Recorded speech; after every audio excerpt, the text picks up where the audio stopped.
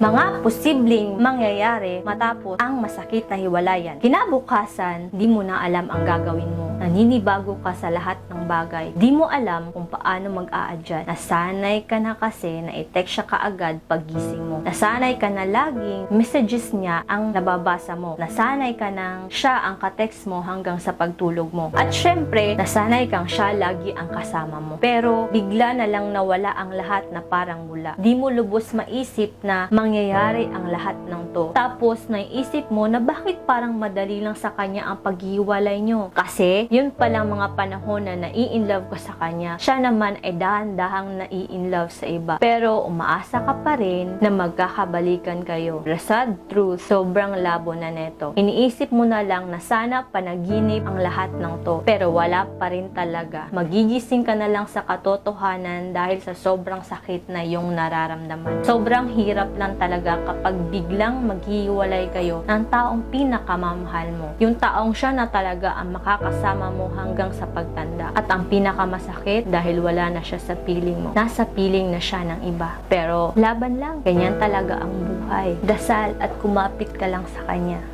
Peace.